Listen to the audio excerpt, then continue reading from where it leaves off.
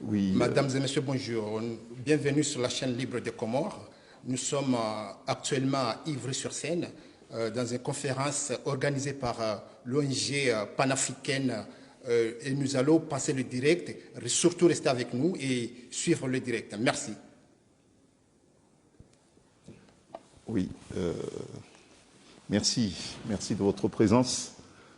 Nous tenons à organiser cette conférence de presse pour restituer le voyage que l'ONG Waraba Afrique a effectué au Mali du 20 au 27 septembre dernier. Voilà, c'est un voyage qui pour nous était très important, puisque c'était le deuxième acte de notre organisation non gouvernementale, puisqu'après les événements survenus à Bamako le 18 août dernier, notre organisation a pris l'initiative de mobiliser les 54 pays d'Afrique représentés ici en Europe et en France en particulier pour un rassemblement qui a été organisé à la place de la République le 5 septembre dernier. Ce premier rassemblement était une initiative des 54 organisations des pays africains qui, pour nous, s'avérait important puisqu'il fallait, dès le départ, manifester notre solidarité, manifester notre gratitude et puis encourager le peuple souverain malien pour avoir pris le courage de défier le régime qui a fait le choix de gérer le pays dans des conditions non démocratiques. Bon, on sait qu'il y a eu des morts, il y a des rassemblements au Mali qui ont débouché à des assassinats. Nous savons qu'il y a eu la répression, nous savons qu'il y a eu des intimidations, mais malgré cela, une nouvelle fois, le peuple malien a fait preuve de courage et de détermination et de dignité à su mettre fin au régime précédent sans effusion de sang. Et puis là maintenant, il traverse une période transitoire. Nous espérons que la transition qui est récemment ouverte permettra à tous les Maliens de se retrouver pour définir ensemble les démarches qui leur semblent appropriées pour l'avenir de ce peuple, de ce pays, amis et frères. Ça, c'est le premier acte que nous avons accompli ici à Paris le 5 septembre dernier. Nous avons eu l'occasion de remercier toutes les organisations qui avaient pris part à ce rassemblement à la place de la République. C'était pour nous un vif succès, puisque pour ceux qui connaissent l'histoire panafricaine et des organisations africaines ici en France, bon, il semblerait que c'est la première fois que les 54 drapeaux représentés par 54 délégations se sont tous réunis ensemble sur un lieu ici à Paris pour affirmer la dignité africaine et affirmer la volonté de la diaspora africaine, des diasporas africaines, pour leur détermination à apporter un nouveau regard au continent africain. Bon, donc ça s'est passé le 5 septembre. Et après ces premiers actes, nous avons relevé un défi que nous nous sommes même fixé, à savoir nous rendre à Bamako et rencontrer sur place le peuple malien et les autorités maliennes pour leur faire part de deux messages. Le premier message, c'était un message d'encouragement et puis un message aussi d'admiration. Encouragement parce qu'on sait que Mali traverse encore, même jusqu'à ce jour, une situation politique, économique et sociale extrêmement difficile. Donc il faut encourager nos frères maliens pour qu'ensemble, ils puissent trouver des solutions aux défis que le peuple, que le pays doit relever. Ça, c'est le premier point. Et puis le deuxième message, et c'est aussi les encourager, leur dire que l'Afrique, tous les peuples d'Afrique fixent leur regard sur le Mali, puisque pour nous, le Mali est devenu un pays inspirant. Un pays inspirant. Lorsqu'on constate que la plupart des pays africains, notamment les pays francophones, traversent cette année particulièrement des situations politiques extrêmement difficiles pour certains et pour d'autres chaotiques, et puis pour d'autres également, des situations politiques incertaines. Et lorsqu'on voit un des nôtres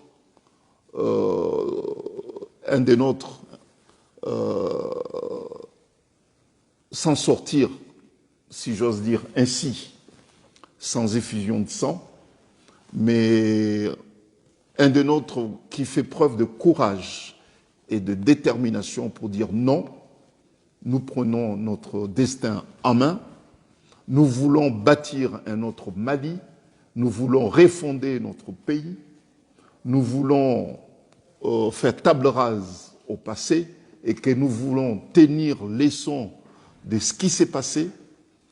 Bon, je pense qu'il mérite notre encouragement.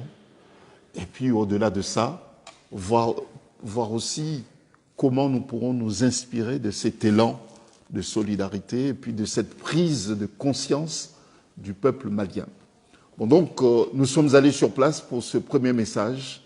Et puis, le deuxième message, c'était de dire, écoutez, nous sommes ici tous ensemble puisque nous sommes africains. Voilà. Nous avons un passé commun. Les causes ne sont pas pareilles. Les causes ne sont pas pareilles. D'un pays à l'autre, les causes sont différentes. En tout cas, les circonstances sont différentes. Mais les conséquences sont les mêmes. Problème de gouvernance, la dictature, et puis les détournements des deniers publics, la corruption qui devient la règle, et puis la répression qui devient aussi la règle, 60 ans après, puisque la plupart des pays, certains, ça fait 62 ans, et puis d'autres, enfin, il y a même 64 ans, et puis il y en a d'autres 60, et puis il y a des pays où l'indépendance, ça fait combien, 45, 46. Mais bon, si l'on constate aujourd'hui, on essaie de faire le bilan de nos indépendances, le bilan de la gestion de nos indépendances, c'est vraiment un échec total.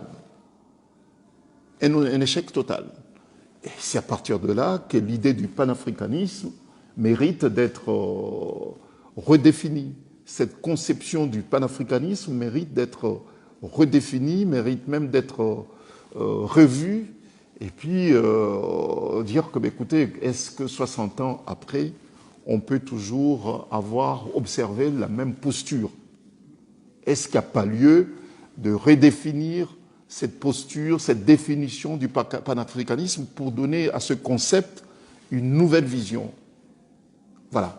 Ça, c'est l'idée des réflexions qui sont menées par Ouaraba d'Afrique. Et Ouaraba d'Afrique a cette ambition de vouloir à ce que le panafricanisme soit au cœur des débats politiques.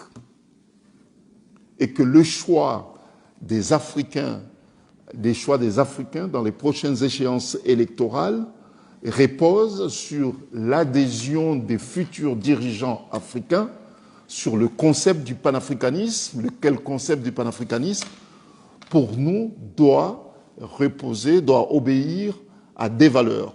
Valeurs de solidarité, mettre en évidence l'africanité, et puis troisièmement, la démocratie, donc gouvernance démocratique.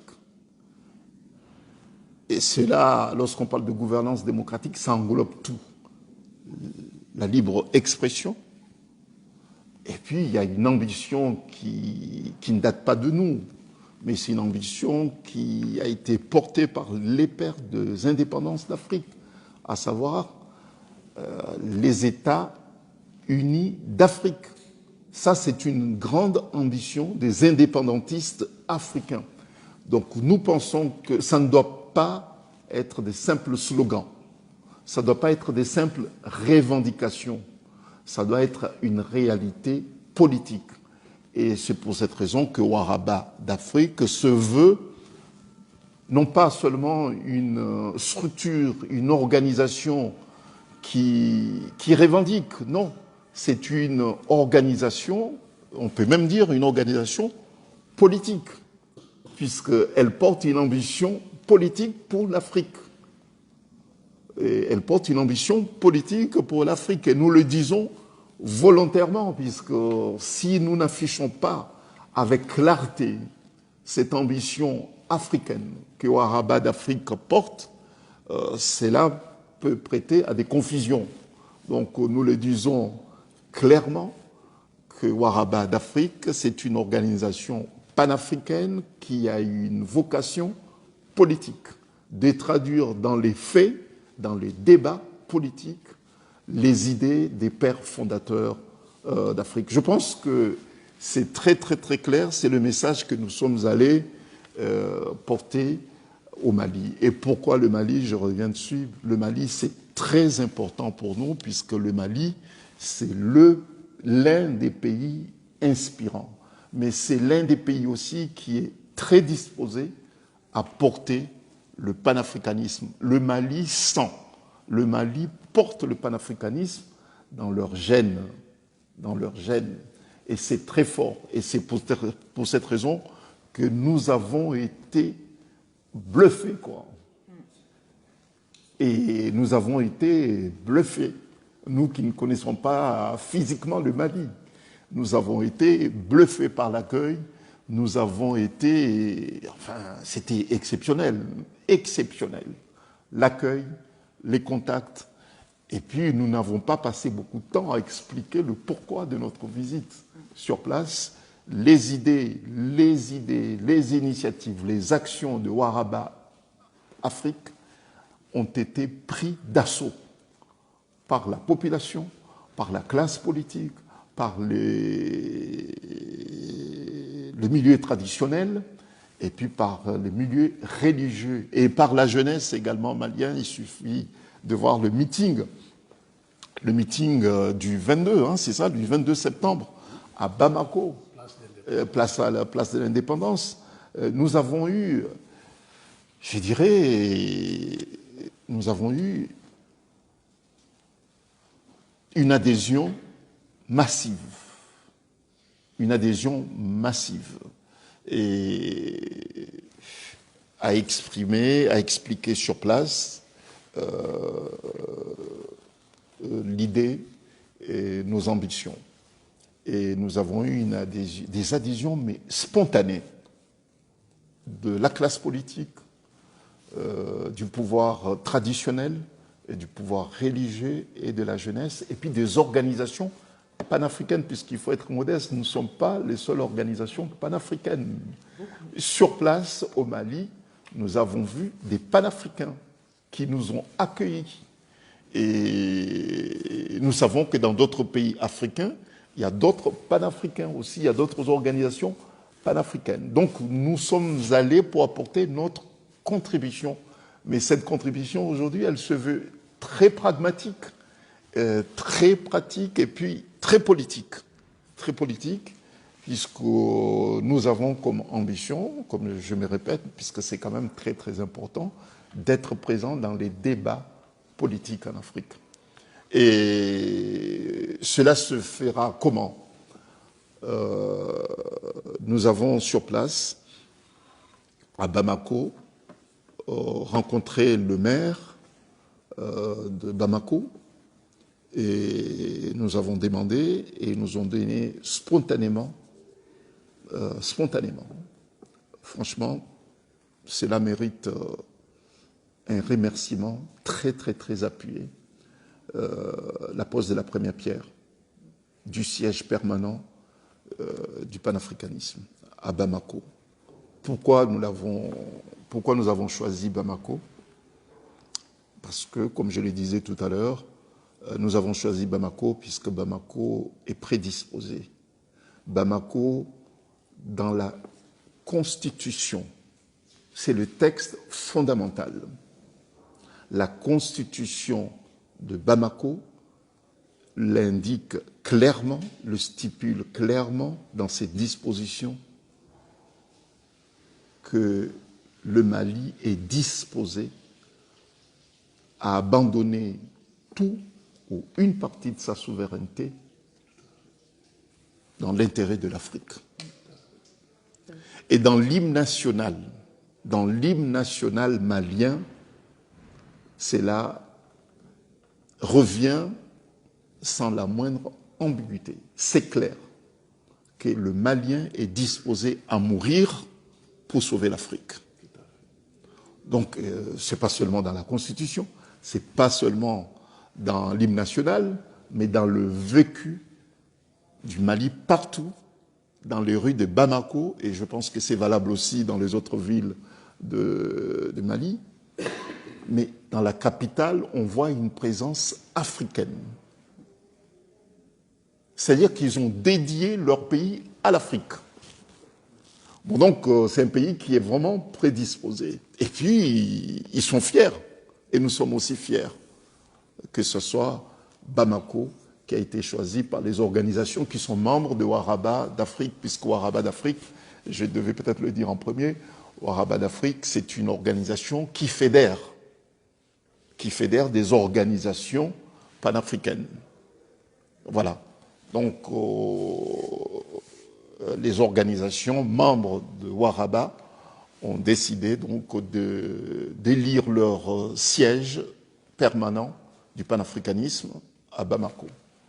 Bon, le temps que le siège soit construit, puisque ça prendra peut-être un peu de temps, nous avons demandé et obtenu la mise à disposition jusqu'à la construction du siège d'un local à Bamako, la mise à notre disposition d'un siège, d'un local qui sera le siège permanent en attendant la construction du siège. Donc nous retournerons très prochainement à Bamako pour l'inauguration de notre siège. C'est dans les prochaines semaines, le prochain mois, puisque ça nécessite une organisation pour rendre cet événement encore plus exceptionnel. Bon, voilà. Donc, ça, c'est le deuxième message. Le troisième message, nous avons, sur place, rencontré les autorités politiques, nous avons rencontré des transitions, nous avons rencontré les chefs traditionnels, nous avons rencontré les chefs religieux, nous avons rencontré ceux qui étaient au cœur de la révolution malienne. Nous leur avons fait part de notre disponibilité à porter notre contribution pour permettre au Mali de retrouver sa dignité. Et surtout, la dignité qui repose sur l'exercice effectif de la souveraineté malienne sur l'ensemble de leur territoire. Cela est passé par un encouragement massif de notre part à tous les peuples maliens, mais particulièrement ceux qui sont amenés à conduire cette transition qui, il faut l'avouer, ça ne va pas être une chose facile.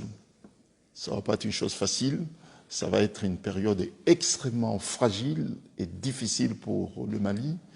Et c'est pour cette raison que nous devons multiplier et puis continuer à encourager nos frères maliens, puisqu'ils vont traverser encore des périodes de turbulence.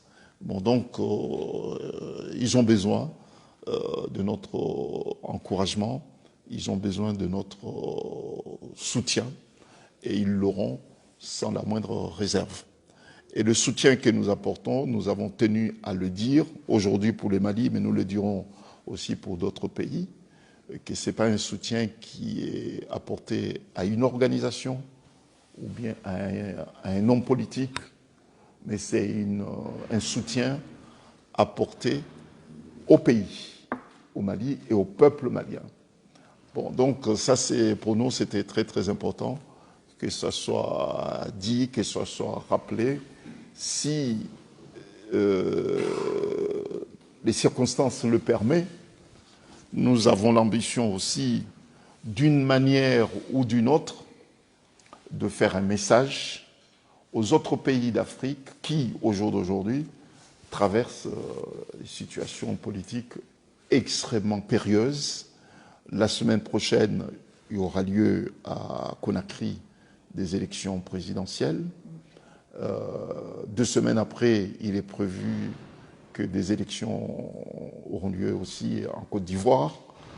Nos pensées à nos frères et sœurs ivoiriens, et puis à nos frères aussi guinéens. Waraba d'Afrique, la semaine prochaine, fera un message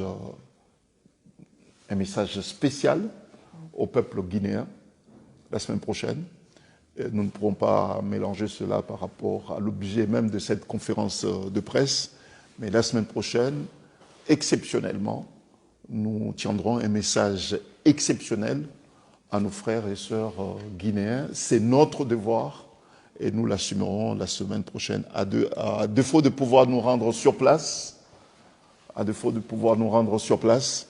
nous tiendrons la semaine prochaine un message spécial à nos frères et sœurs guinéens, puisque toute notre attention, toutes nos prières pour que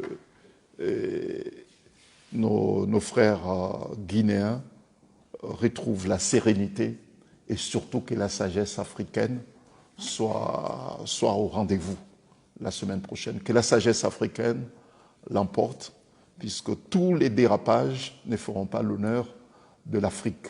Le sang qui coulera pour des raisons électorales, alors qu'on est en 2020, ne fait pas l'honneur de l'Afrique. C'est une insulte contre les pères de l'indépendance et puis c'est une insulte contre l'intelligence africaine. Bon, donc, ce qui se passe en ce moment est source d'inquiétude. Je pense que tout Africain doit retrousser les manches et nous devons tous nous retrouver. Que Dieu nous donne les formules, ou bien la formule la plus appropriée pour lancer un message fort à nos dirigeants que ce n'est pas possible qu'en 2020, on s'entretue pour des raisons politiques. Ce n'est pas possible. Et ce n'est pas possible qu'aussi qu'un leader politique de Trump, de celui du président Kamto, que ce n'est pas possible qu'une grande personnalité, une perle rare pour notre continent, telle que Kamto, aujourd'hui soit assigné à résidence pour la simple et bonne raison qu'il a demandé à ses partisans de manifester pacifiquement pour exprimer leur opinion par rapport à ce qui se passe au Cameroun. Ça, c'est pas possible. Ça, c'est pas possible. Bon, donc, c'est aussi notre devoir, c'est le devoir de Waraba d'Afrique aussi, de dire que non, c'est pas possible. C'est une insulte contre ce grand pays, le Cameroun. Quand même, c'est pas possible. Depuis que le Cameroun est devenu indépendant, ils n'ont eu que 2 présidents. C'est quand même pas possible. Ça fait plus de 60 ans. 2 présidents. Ahidjo et puis Paul Biya. Pour un grand pays comme le Cameroun, qui a donné à l'Afrique autant de cadres, autant d'intellectuels, autant de penseurs. C'est quand même pas possible. Et ça, comment les Africains aujourd'hui, nous pouvons chacun se retrouver dans son petit coin, puisque nous sommes tous des rescapés, parce qu'il faut dire que nous qui sommes là, nous sommes des rescapés. Nous sommes des rescapés. Nous ne sommes pas le fruit, l'expression d'une vision africaine qui a fait qu'aujourd'hui, moi personnellement, je suis avocat, et que Caroline est ce qu'elle est, et puis Doro il est ce qu'il est, et puis les autres sont des ingénieurs et des médecins. Il n'y a pas un plan, une vision africaine clairement définie qui pourrait générer des élites en Afrique. Non, ceux qui sont des élites, des grosses têtes en Afrique aujourd'hui, ce sont des rescapés. Et puis comme je suis rescapé, je me replie sur moi-même, puisque j'ai peur aussi de me faire emporter. On se replie tous, personne n'ose dire ce qu'il a dans le cœur. C'est pour cette raison que le Kamto et le reste vont se faire embastiller, puisque personne n'ose dire. Enfin, les peu qui ont le courage se font embastiller, et puis bon voilà, on n'en parle pas. Bon, donc je pense qu'il est temps, et moi je remercie ceux qui ont eu l'initiative de cette organisation panafricaine, qui est Waraba, que, bon, le temps de pleurnicher, le temps de se faire enfantier, ce temps-là est révolu. C'est terminé. Nous n'avons plus la force de pleurer. Le peu de force que nous avons, et je pense le peu, c'est peut-être peu dire, mais la force que nous avons, puisque nous avons la force que nous avons aujourd'hui, nous avons envie de se prendre en charge, d'être responsables et de ne pas accepter d'être enfantiers. Ce temps-là est révolu, ce temps-là est passé. Nous ne sommes plus des enfants, ça fait 60 ans, on veut se prendre en charge. On veut se prendre en charge. On ne veut plus que les autres parlent de notre histoire. Non. Voilà. Bon, donc ça, c'est le message, c'est la vision du Waraba d'Afrique que nous sommes allés défendre, nous sommes allés présenter à Bamako. Et puis le siège du panafricanisme, ça va être le lieu où les débats, le lieu où des actions, le lieu où les initiatives panafricaines doivent être décidées par les Africains pour l'Afrique. Puisque 60 ans après, nous ne pourrons plus continuer à être à Paris pour penser de ce que devait être l'Afrique de demain. Et c'est aussi la raison qui a fait que les membres de cette organisation ont décidé d'aller implanter le siège en Afrique, qui sera construit par les moyens africains, par les Africains et pour l'Afrique. Et bon voilà, là, je remercie le vice-président Doro, il a pris l'initiative, après décision prise par le bureau, il a déjà pris contact avec un des responsables sur place, qui est en contact avec un architecte, pour essayer de commencer déjà à travailler sur le plan. Et puis bon, nous osons très prochainement avoir la parcelle de terrain qui sera le siège de notre organisation. Et nous avons une très très grande ambition pour notre continent. Et ça, personne ne peut nous l'enlever. Et avoir une ambition pour soi, pour notre continent, n'est pas un affront. Ça, il faut que ce soit très très très clair. C'est pas un affront, c'est pas un défi contre qui que ce soit. Nous ne sommes pas en conflit avec personne. Non. Nous avons conscience et nous assumons notre responsabilité. Nous sommes une génération qui veut prendre en charge le destin de son continent. Nous savons que notre époque a des défis. Nous voulons que ces défis soient relevés dans le cadre du panafricanisme. Bon, voilà ce qui nous a amené à nous rendre sur place. Et le mot de la fin, c'est un mot de remerciement, de reconnaissance au peuple malien, le mot de reconnaissance à toutes les personnes qui nous ont accueillis, la liste est longue, qui nous ont accueillis à Bamako, qui nous ont donné cet amour, enfin, encore renforcé notre amour pour l'Afrique, qui nous ont donné envie de nous battre pour notre continent.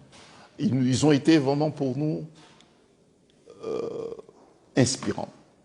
Ce mot revient constamment, mais bon, puisque je ne trouve pas un autre mot qui colle avec ce que nous avons vécu sur place, puisqu'ils nous ont vraiment encore motivés, encouragés et aller de l'avant.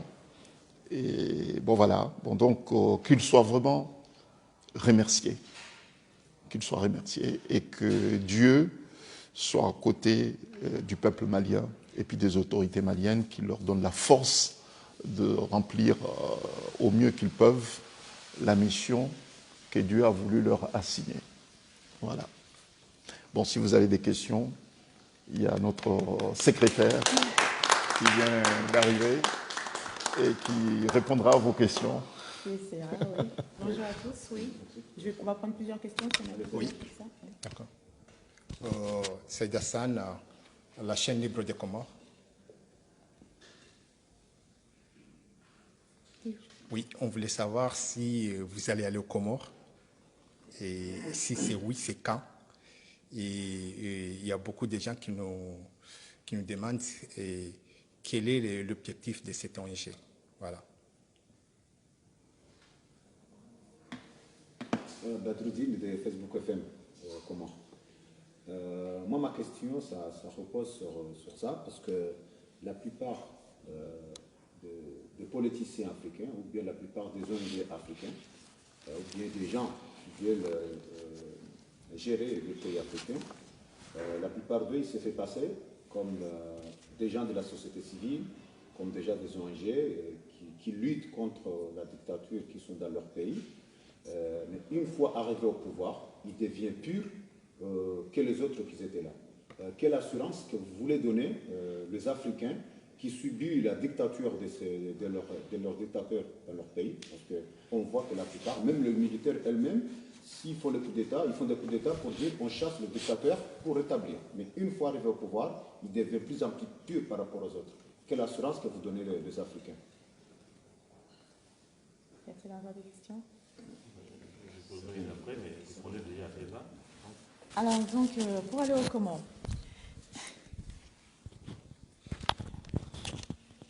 Je vais mettre là.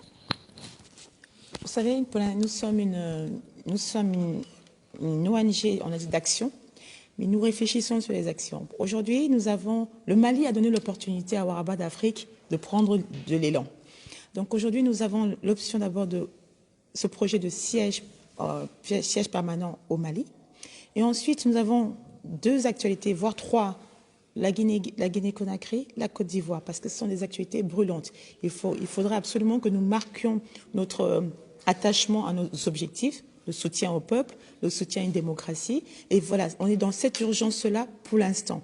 C'est vrai, et je laisserai la parole au président Saïd, qui est justement un membre de la société civile du Comore, pour pouvoir dire quelles seront peut-être les projections, on va dire, à moyen terme par rapport aux Comores.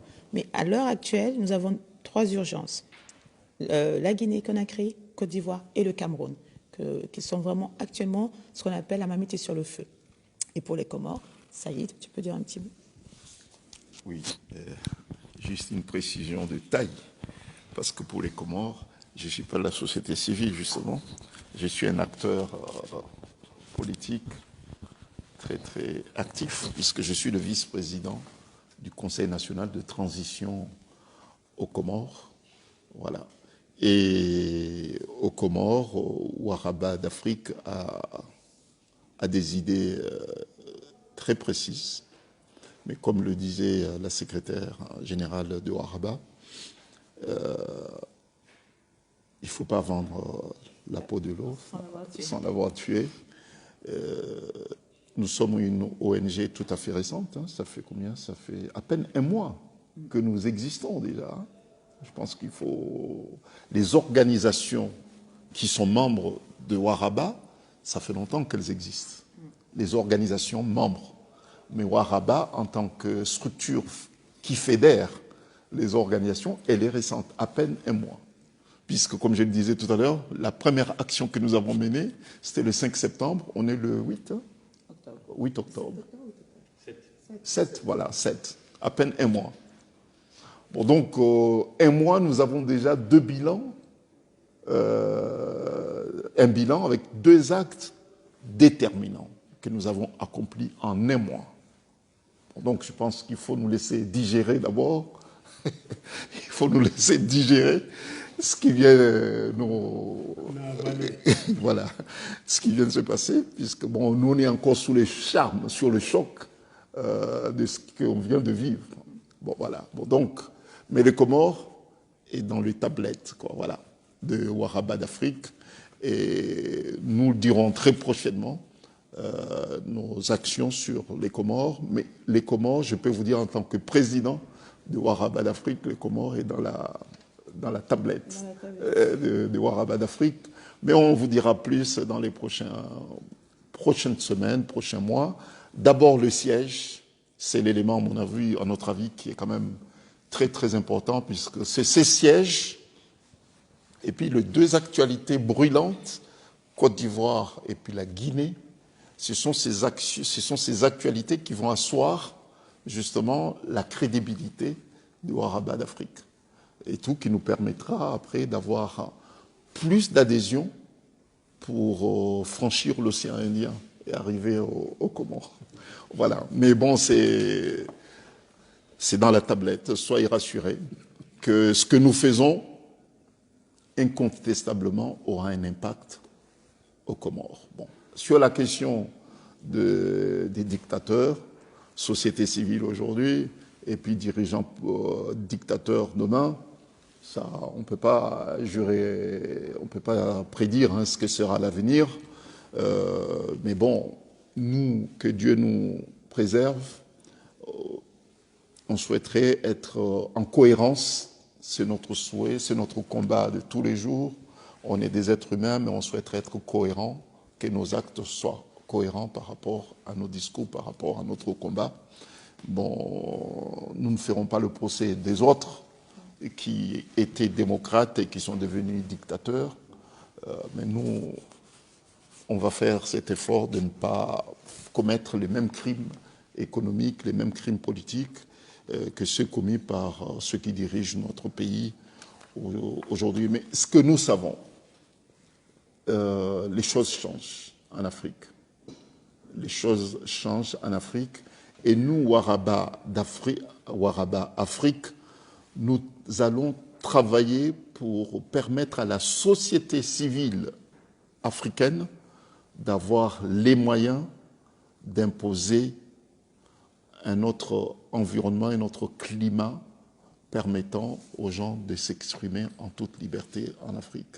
Puisqu'aujourd'hui, lorsqu'on parle du panafricanisme, c'est bien beau de parler du panafricanisme, mais il faut que cette notion, ce concept soit partagé, accepté, partagé et soit dans la vie quotidienne des Africains. Et pour ça, il faut mener des actions concrètes.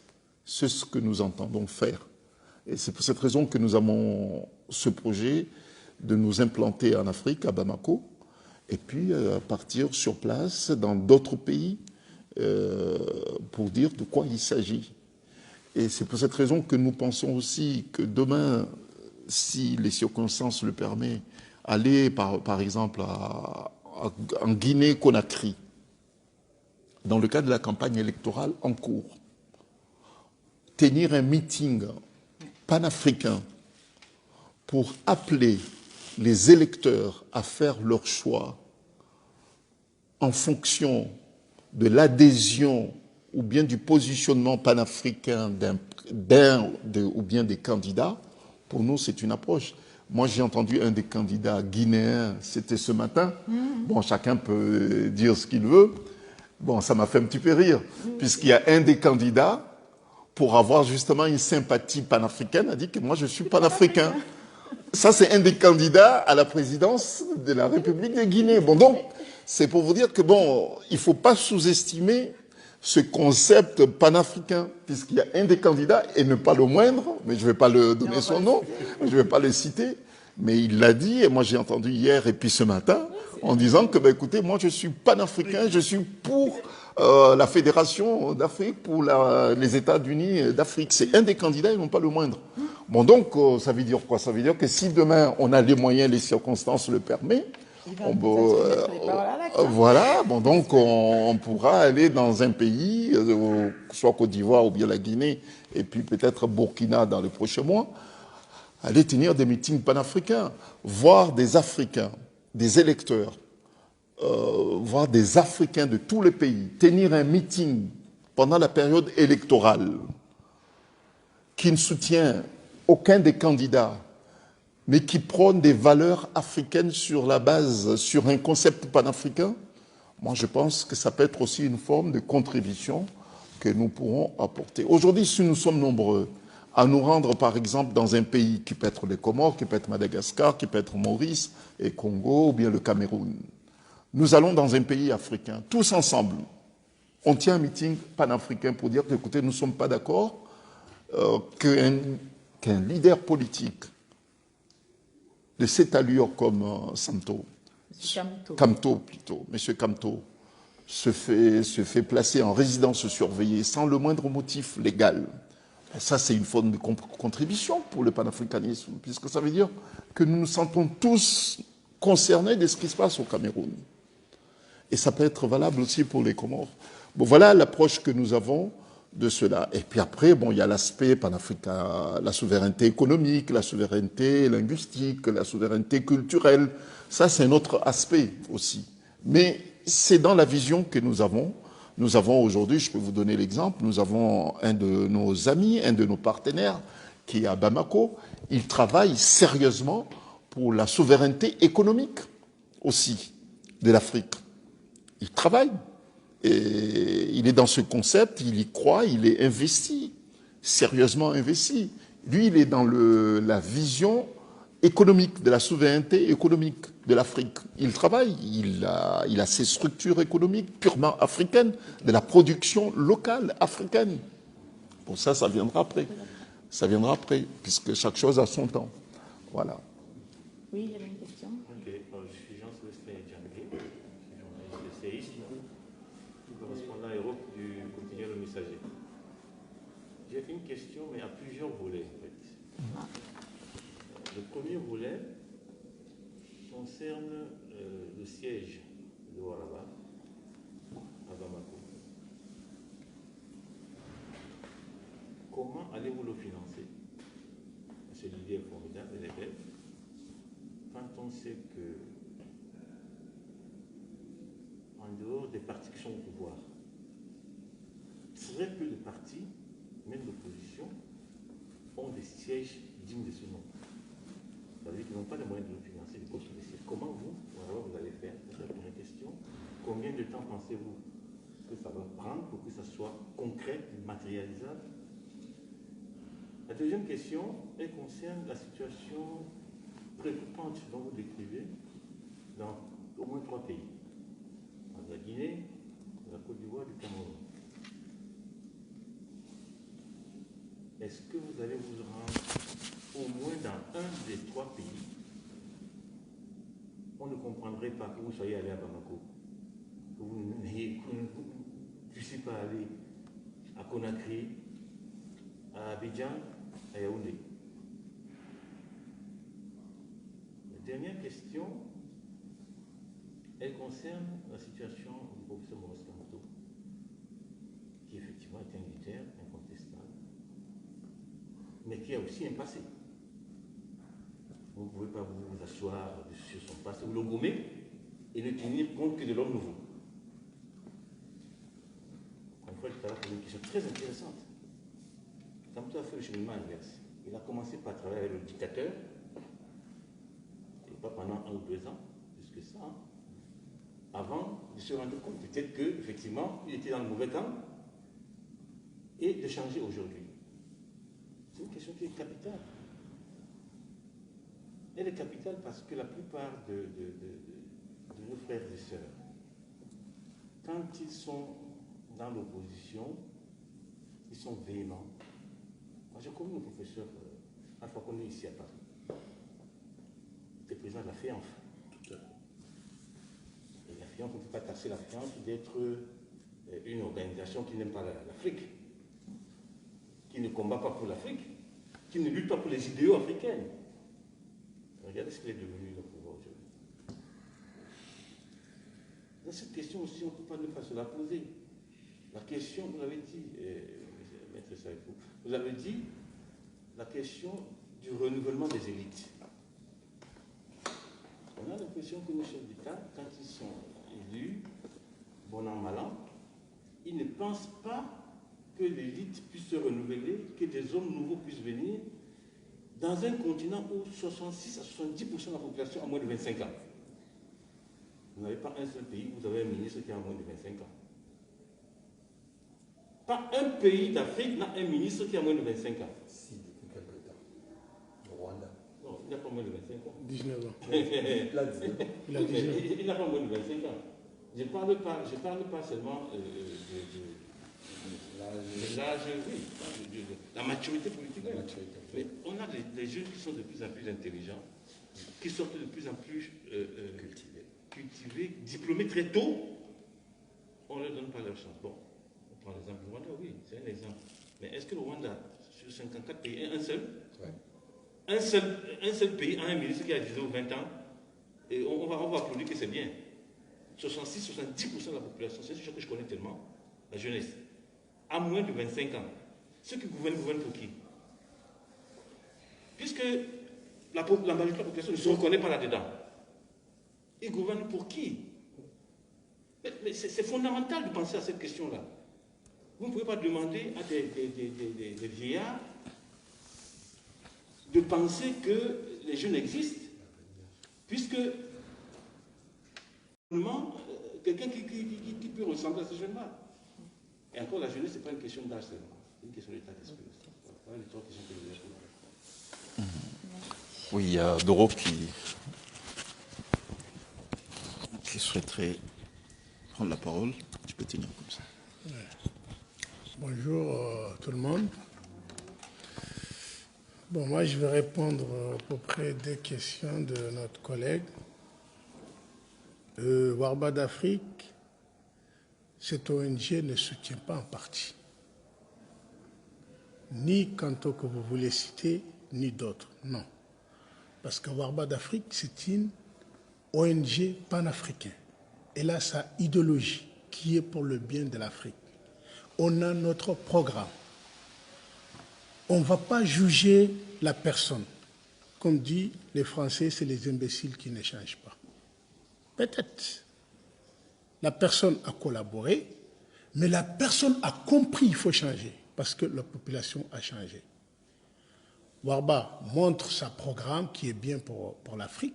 Un candidat ou une candidate qui adhère que ce programme, j'en prends, ah ben, les panafricains sont là pour vous voir, est-ce que vous avez appliqué ou pas? Parce qu'ils savent que si vous appliquez ce programme, c'est bien pour l'Afrique et c'est bien pour votre pays. Ça, c'est le cas de Kanto. Mais ce que Warba peut dire, que ça soit dictateur ou collaborer avec, mais l'homme ou femme a été quand même mis dans une situation ou une arrestation ou une surveillance qui est anormale, on va dénoncer, mais ce n'est pas qu'on le soutient. Voilà, ça c'est le point par rapport au cas de Kanto. La deuxième question, c'est sur... Je peux t'aider. Oui. Soit le siège de Warba, Oui. comment le financer? Exactement. Et la visite dans les autres trois pays. Bravo. Pour la chaise, parce que je commence à avoir l'âge, peut-être les cerveaux commencent à disjoncter. Le financement, surtout, il faut que ça soit clair pour tout le monde. Warba ne va jamais tendre la main à une institution qui va le subventionner et cette institution va nous dicter sa loi. Je ne veux pas citer nom d'institution, mais Warba va demander aux citoyens africains, ça soit nos footballeurs, ça soit nos artistes, ça soit même les Africains qui sont millionnaires ou pas, de financer cette chaise, qu'on sera autonome, indépendant, qu'on peut dire et défendre l'idée que les panafricains veulent. Mais parce que si on acceptait l'argent ouais, on peut nous dire, fermez vos gueules, voilà ce que vous devrez faire. Voilà, et je laisse Caroline répondre le reste des questions. Alors, vous avez posé la question sur combien de temps? Combien de temps? C'est un projet. C'est un projet donc architectural. Il y a des délais qui sont légaux, il y a des appels d'offres à faire. Tout ça, on va marcher dans la norme. Même si on avait la science infuse, même si on avait des millions là, on ne pouvait pas le construire en 6 mois. Donc actuellement, nous sommes en train de contacter les architectes.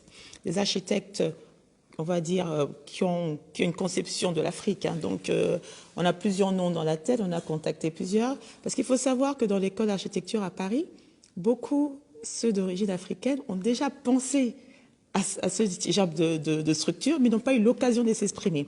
Et vous verrez les différentes architectures en France.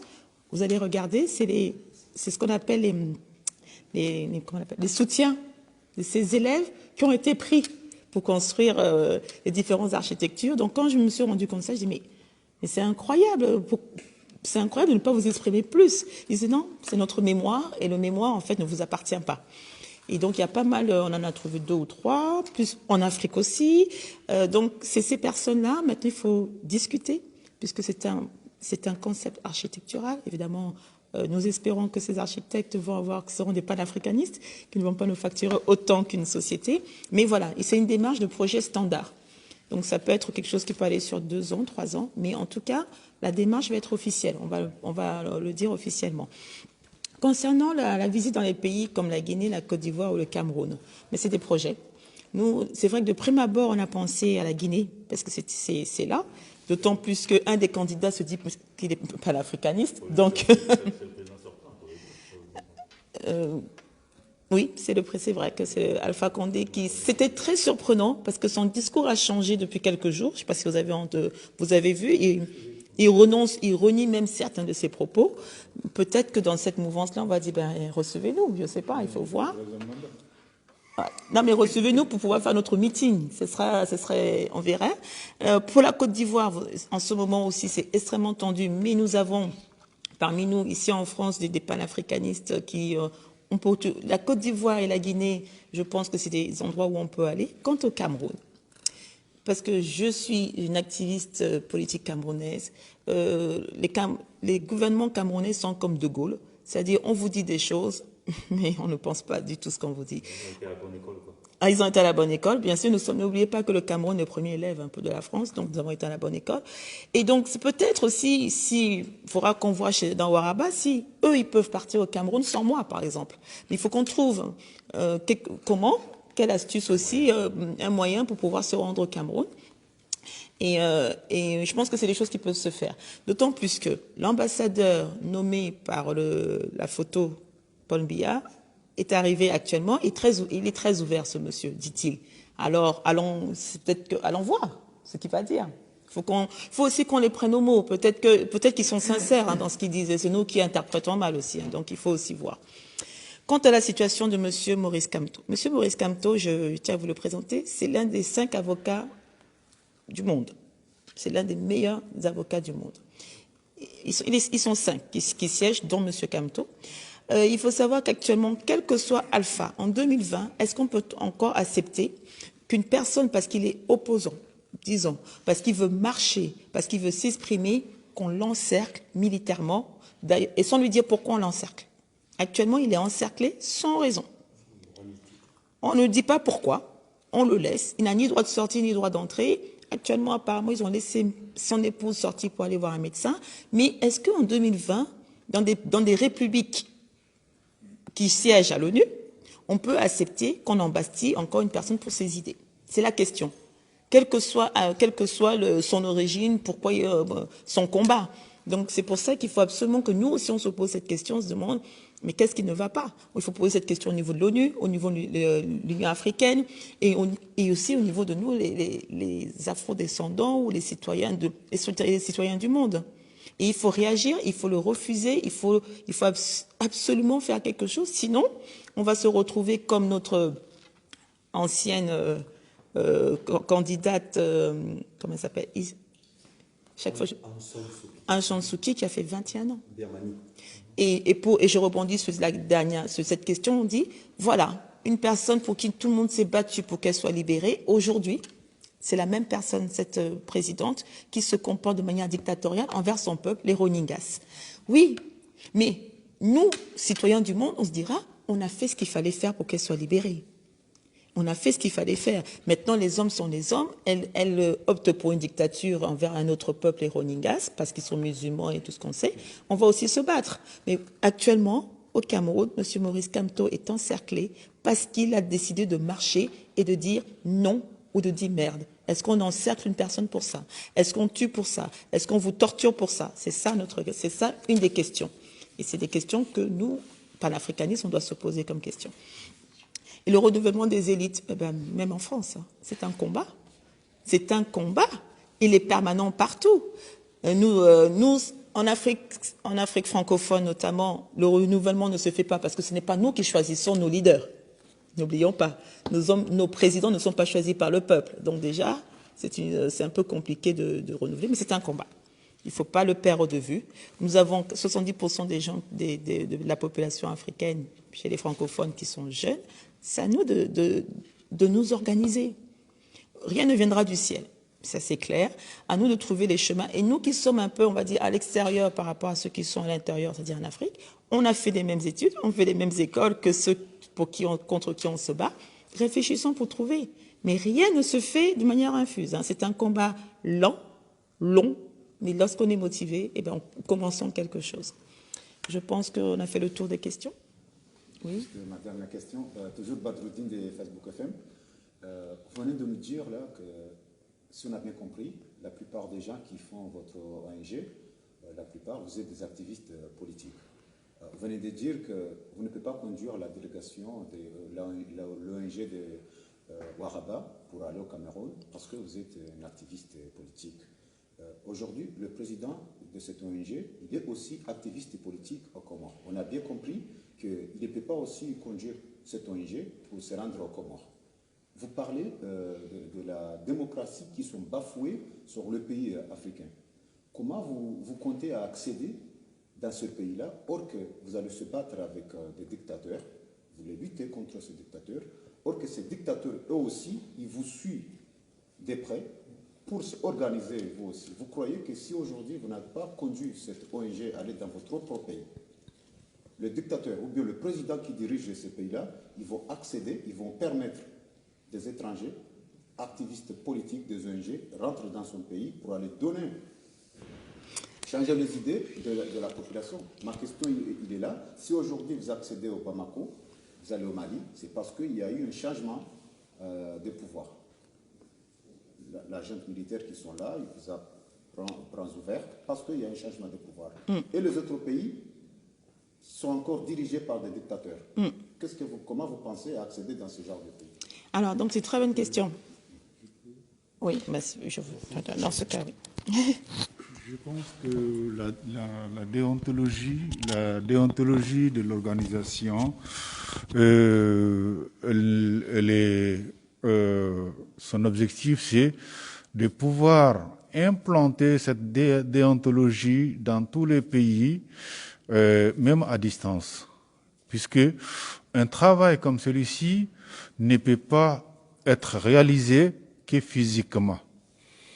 Et nous travaillons intelligemment afin de pouvoir faire participer, faire et faire faire, savoir et savoir-faire, et accompagner, faire accompagner.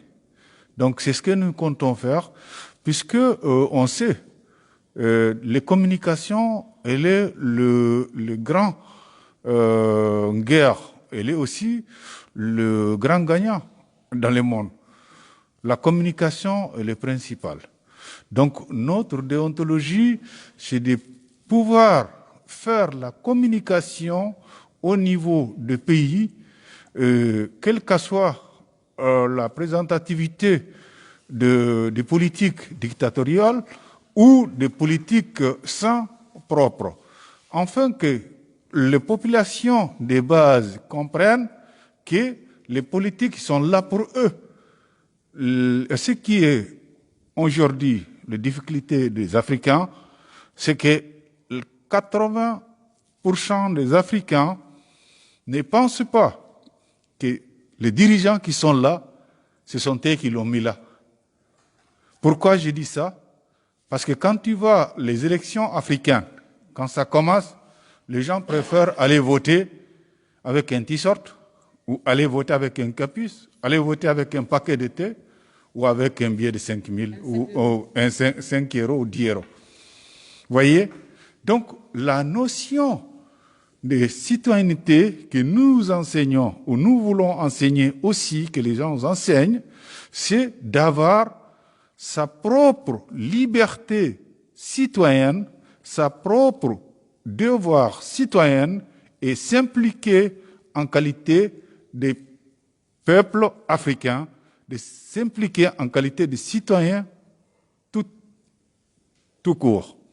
Donc, chaque citoyen puisse battre à son niveau, moi, toi, lui, l'autre, chacun d'entre nous, chacun d'entre eux, s'ils comprennent cette déontologie, personne ne pouvait venir après leur dire ouais, votre grain est là, moi je suis là, je suis Paul, ben je viens, j'aime bien Paul Biya, Donc je vais que malgré son âge, malgré la situation du Cameroun, je sais qu'on peut mariner encore Paul Biya pour passer.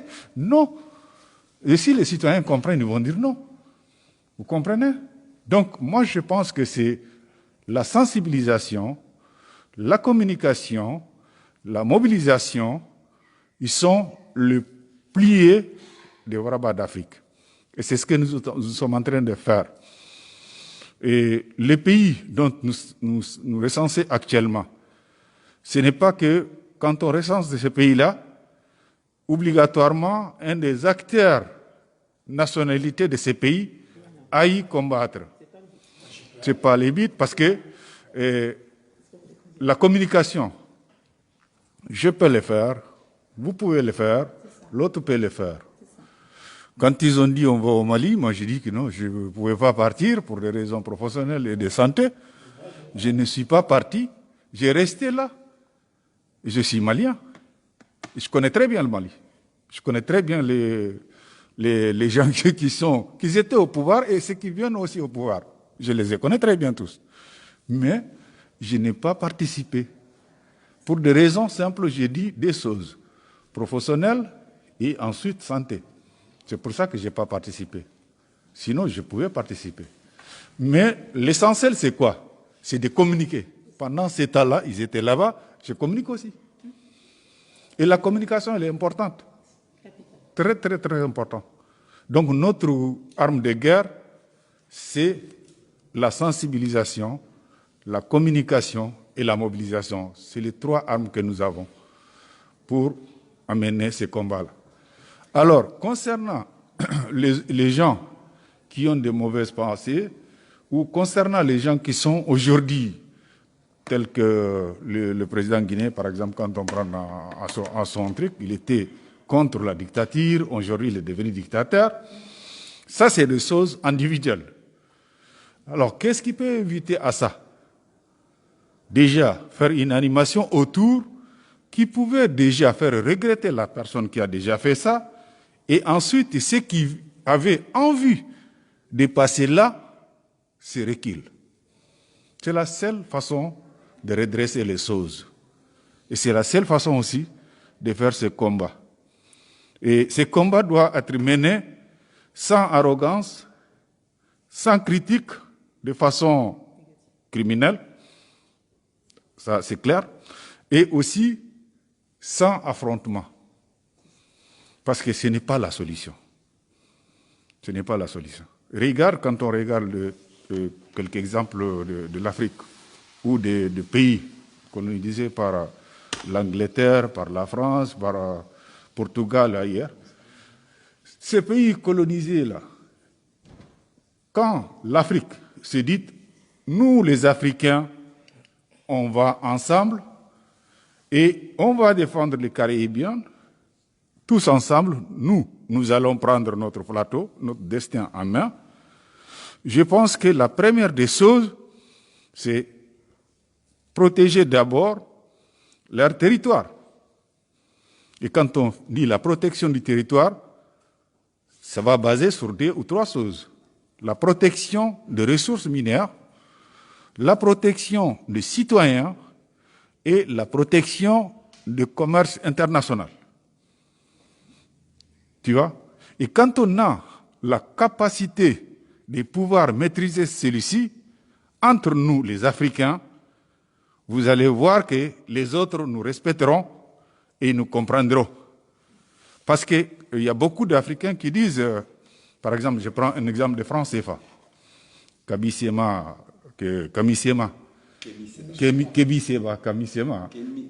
Seba, qui était en Afrique, qui est parti dans quelques pays, il a été même refoulé dans certains endroits. Ils n'ont pas accepté. Mais pourtant, l'idéologie qu'il a pour cet aspect-là, c'est important. Les francs CFA, les garanties des francs CFA au niveau de la France. Est-ce que la France a tordu la main d'un président africain devant le monde pour dire il faut faire ça? Non.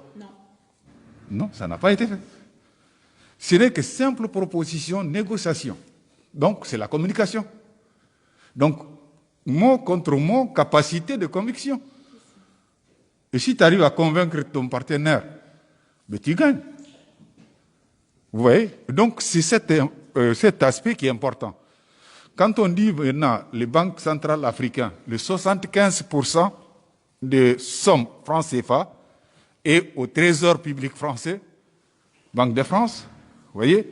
Et les 25% qu'ils ont, débrouillez avec.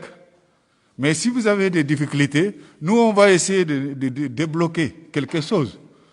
Et débloquer quoi? C'est la production des billets. De dire, voilà, on va donner ces quantités de billets à tel pays. Et ils s'opposent souvent. Ou sinon, de dire, voilà, on vous donne un crédit. Et donc, c'est votre propre fonds qui est là et qu'on vous donne encore crédit. Et vous les payez avec intérêt. Et pourquoi ces pays-là, pourquoi ces responsables-là ne peuvent pas dire non, c'est les miens, notre convention, c'est ainsi et cela. Vous voyez? Cette convention de De Gaulle, il a fait pour développer la France, il en a fait. Maintenant, si les autres sont venus pour dire on a compris, ce système-là ne nous va pas, pourquoi ne pas battre ensemble de dire non, une fois par tous? C'est tout. Hein? Donc c'est toujours les tables de négociation les plus expliquants, les plus diplômés pour expliquer les choses clairement, convaincre son prochain, c'est ça qui gagne. Donc l'Afrique, il faut qu'on gagne avec ce qu'on dit et ce qu'on fait aussi. Voilà, quand on dit, il faut le faire. Merci.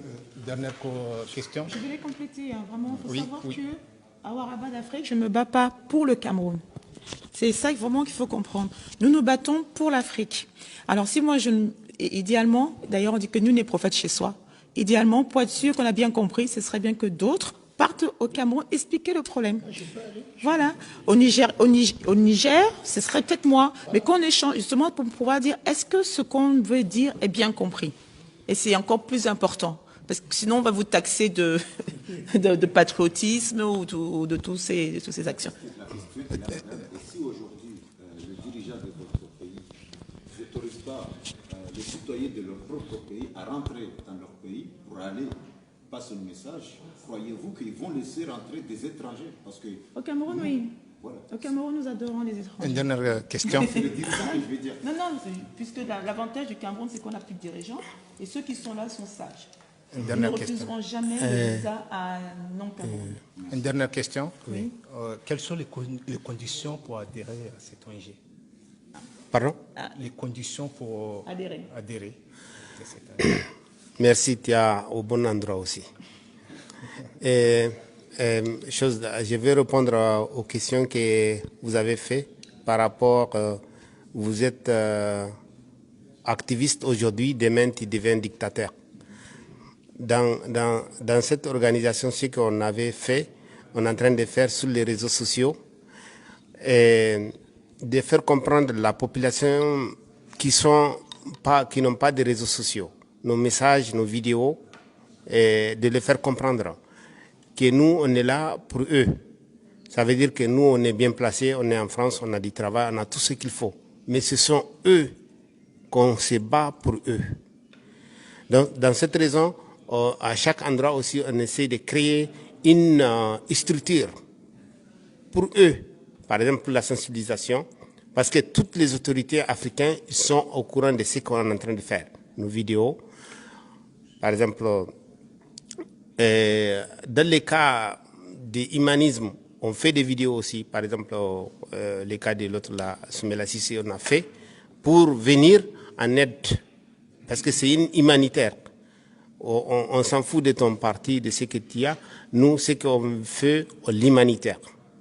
Par exemple, à des pays qu'on dit on ne peut pas accéder maintenant, mais on a des bureaux là-bas qui sont là-bas. Nous, on se bat pour eux.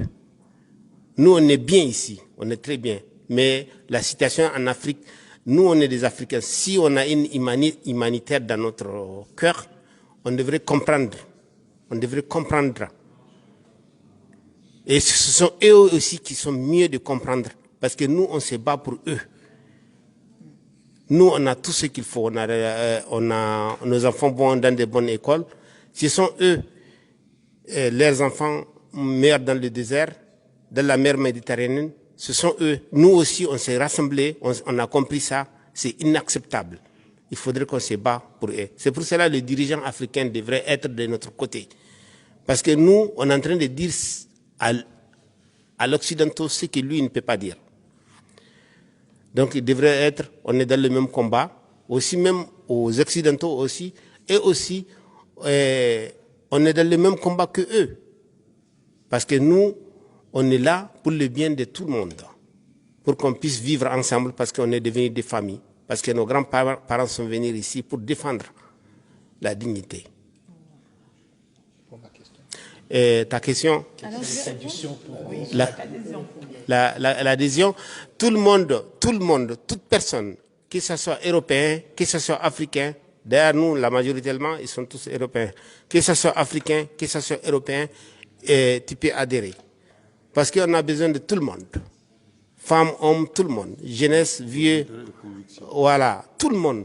Actuellement, on a besoin de tout le monde pour adhérer. Les journalistes, importants, les chanteurs, tout le monde. Alors, tout le monde. Je vais répondre en tant que secrétaire, parce que tout le monde. Comme on est secrétaire général, donc la partie administrative, évidemment, on respecte. Donc c'est une association loi 1901 avec un droit d'adhésion. Donc c'est une fédération d'associations, mais aussi nous prenons ce qu'on appelle les personnes individuelles. Et l'adhésion, quel que soit votre moyen d'entrée, c'est-à-dire soit en association, soit en individuel, on met une adhésion, pour l'instant, a été votée à 50 € pour une année. C'est des adhésions qui vont nous permettre, vous avez tous compris, de payer ce qu'il nous faut, c'est-à-dire de quoi travailler.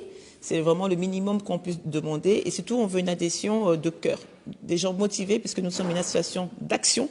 Donc, il nous faut des gens qui sont prêts à aller à l'action selon nos objectifs qui sont décrits dans nos statuts et dans nos règlements intérieurs.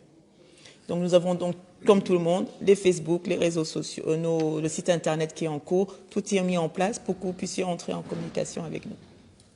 Voilà, la question de la nationalité que mon collègue Abdraman vient de soulever, il faut qu'on soit clair dessus.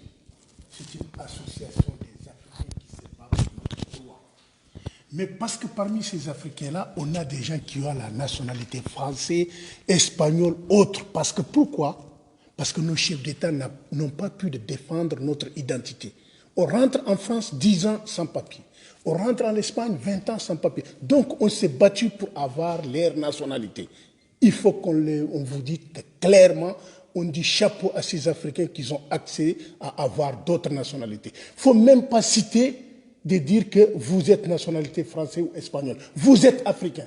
Vous avez battu pour avoir cette nationalité, ne même pas à citer ça. On est des Africains. Chapeau, vous prenez leur nationalité pour vous mettre à l'abri. Mais on va se battre pour gagner ensemble. Voilà. Oui. Merci pour vos contributions. Et j'insisterai sur deux choses. Caroline l'a dit tout à l'heure, que lorsqu'on se bat, on ne se bat pas pour quelqu'un ou bien pour une organisation. Nous avons tous, chacun, un pays d'attachement. Mais notre pays, c'est notre continent. Nous avons un pays d'attachement. Bon, donc, nous, on ne se bat pas pour un pays quelconque, mais on se bat pour notre continent, pour que cette valeur, les valeurs panafricaines, soient une réalité sur l'ensemble de notre continent africain. Voilà. Et cela ne veut pas dire que, bon, il n'y a pas d'autres organisations ni des hommes politiques qui ne peuvent pas rentrer dans cette organisation. La preuve en est que même là où nous sommes passés, il y a des hommes politiques qui se sont prononcés favorablement et qui vont sans doute adhérer aux valeurs. Demain, lorsque nous irons à Conakry, la semaine prochaine, lorsque nous irons à Conakry, nous n'allons pas soutenir un candidat. Nous allons soutenir les valeurs panafricaines et puis les candidats se positionneront. Mais ça a été dit tout à l'heure et je le répète, nous constatons, heureusement, nous sommes très contents de constater que les candidats prennent conscience de cette réalité panafricaine et revendiquent même leur appartenance au combat panafricain. Bon, ça c'est une victoire. Bon, donc c'est une réalité. Eh bien, nous osons espérer que dans tous les pays d'Afrique, les futurs dirigeants de nos pays revendiqueront leur attachement à ces valeurs. Et j'en profite pour... bon, ça a du mal à être une réalité, mais c'est une réalité. La libération de Soumaïla Cissé et de Sophie également Petronin. Nous tenons quand même à nous féliciter pour leur libération. Ça a du mal à être une réalité, mais c'est une réalité. Et nous nous félicitons de cette libération. Et nous partageons la joie de leur famille et des militants de Soumaïla Cissé, de ceux qui le soutiennent. Je pense que c'est une très très bonne chose pour le Mali. Et nous encourageons les dirigeants maliens, à tout le peuple malien, à continuer sur cette voie de réconciliation et puis d'unité de leur pays. Voilà. Bon, donc je tenais à terminer cette conférence de presse par ce message joyeux et en faveur de notre frère, notre grand leader, et puis de Sophie Petronin également. Bon, qu'il retrouve la santé. Et puis voilà. Je pense Avant que le président ferme, il y a nos collègues panafricains de Warba d'Afrique. Il est de Guinée-Bissau. Il a pris un peu de retard. Si vous avez des questions à lui poser, le cas de Guinée-Bissau, il est là, Flavio. Bon, voilà, il y a Flavio qui était de voyage. Il y a Kamal Abdallah également qui devait être du voyage mais qui n'a pas pu se joindre à nous pour des questions de temps et de disponibilité. Voilà. Bon, donc Flavio a peut-être deux petits mots. Oui. D'autant plus que la Guinée-Bissau n'est pas francophone, ça vous êtes bien. Une autre vision justement de cette France-Afrique. Bon, excusez-moi, c'est vrai qu'une fois que le président ferme, normalement, personne ne devrait prendre la parole. Mais bon, comme... Tu as fait exprès de venir à Voilà, donc... Je suis de la Guinée-Bissau, je suis africain de la Guinée-Bissau, hein, donc je réside en France depuis quelques années. Et je suis représentant du parti historique de la Guinée-Bissau, du PAIGC, qui est Parti africain pour l'indépendance de la Guinée-Bissau et du Cap-Vert. Peut-être très peu de gens le savent, que la Guinée-Bissau et le Cap-Vert a toujours été un pays, même langue, même drapeau, jusqu'à 1980. Qui se sont séparés après un coup d'État. Donc c'est le pays d'Amilcar Cabral. Hein, certains de vous connaissent. Donc moi je suis content de faire partie de cette organisation avec des gens beaucoup plus expérimentés que moi et que j'apprends tous les jours et surtout apprendre à connaître le monde francophone en Afrique. Parce que nous les lusophones on est complètement tournés vers la lusophonie et donc tout ce qui concerne à la francophonie peu à peu j'essaie de faire des recherches et de comprendre par rapport à mes collègues qui sont ici et eux aussi par rapport au monde lusophone. Donc je suis en train de préparer un voyage qu'on va réaliser au Portugal qui devait être cette semaine, qu'on a poussé pour la semaine prochaine ou après on verra avec le calendrier de Waraba, voir la possibilité. Parce que cette organisation Waraba d'Afrique doit être connu, non seulement dans le monde francophone, mais on veut aussi que ça soit étendu vers le monde lusophone. Au Portugal, il y a 8 pays africains qui parlent portugais, que les gens ne connaissent pas beaucoup, mais j'ai déjà lancé l'appel là-bas, qui sont en train de s'organiser et veulent juste nous connaître à peu près pour qu'avant qu'on arrive, pour qu'ils puissent organiser, voir quel type de communication ils vont donner à la communication sociale pour que Waraba d'Afrique puisse être connu. Voilà, ce sont mes démarches que peut-être après la conférence de presse, on va essayer d'approfondir, voir ce qu'on peut avancer pour que je puisse aussi leur donner le feu vert là-bas. Merci. Juste pour notre culture, les 8 pays qui parlent portugais en Afrique, tu peux nous les citer? Parce que vraiment... Alors, donc la Guinée-Bissau, le Cap-Vert, l'Angola, le Mozambique, le São Tomé et Principe et la Guinée équatoriale. En Asie, si, c'est la langue officielle, c'est officiel. C'est les deux, officiels, les deux sont officiels. Donc, c'est nos voisins. Oui, mais les deux sont officiels. Donc, en Asie, il y a Timor oriental, hein, qui parle aussi le portugais. Il y avait le Macao, qui est devenu indépendant. Hein? Goa, voilà, Goa, et le Brésil. Voilà. Donc, quand même. Hein? Donc, si on regarde par rapport au monde francophone, si on additionne la population des pays lusophones, il dépasse largement la population des pays francophones, un nombre de personnes. Sauf que, rien que le Brésil, il ouvre tout le monde. Rien que le Brésil. Donc, c'est ça. Donc, par rapport à l'économie, parce que la langue va avec l'économie, le français nous dépasse, mais on remonte petit à petit. Oui, il a établi un rapport de force. Ok. Bon, je pense que c'est bon. Bon, merci et à la prochaine. Merci.